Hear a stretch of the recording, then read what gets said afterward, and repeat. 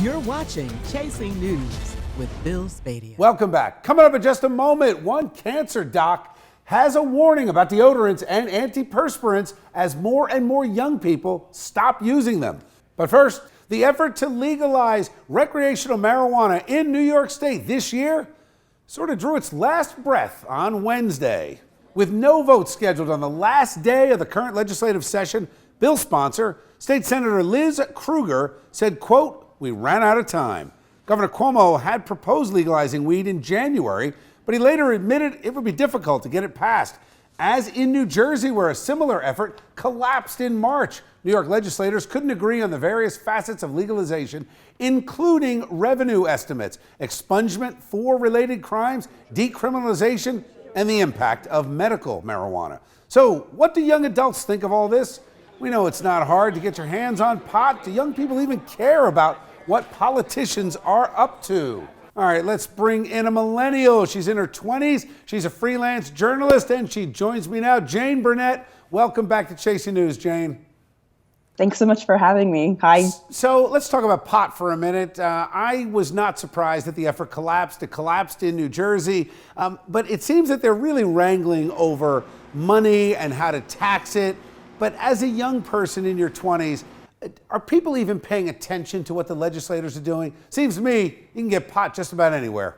So to me, the way I see it, a lot of people who are young or millennials do just want it legalized for a number of reasons. One of them just being that, they don't think of it as a hard drug. And then also just the argument that it's already taboo, right? So people are smoking it, it's taboo. But if you kind of take that away and legalize it, it might lose some of that cool factor and people continue to do it. And then the third reason is just kind of the medicinal reasons, right? So people use it for anxiety, other issues that they have, and a lot of young people that I know use it for those kind of things. All right, Jane, while I've got you, moving off from pot for a minute, new study out talking about deodorant and the fact that young people aren't using it. Market research firm YouGov.com found that more than 40% of 18 to 24-year-olds don't wear deodorant or antiperspirant, and 31% of 25 to 34-year-olds say they haven't used it in the last month. The millennials and Gen Zers surveyed say they just don't need it. All right, Jane, I'm not going to get personal and ask you if you use it, but you know what? I get personal all the time. Do you use deodorant? I do. All right, full disclosure, so do I. But why do you think young people are not using anything? I mean, 40% is a lot. Like, do your friends just go natural and they're not worried about it? For the record, none of my friends have disclosed that to me. It seems like everyone that I know is using it. But I mean, maybe the people that aren't using it are kind of freaked out by these studies that they've seen. There are a lot of headlines that have said different things. So that's the only reason why I could see people not using it. All right, Jane. Thank you. It's always good to talk to you. Thanks for joining me. Thank you. So after looking at that study, we wanted to explore some of the concerns that have been around for years, including antiperspirant causing breast cancer or Alzheimer's.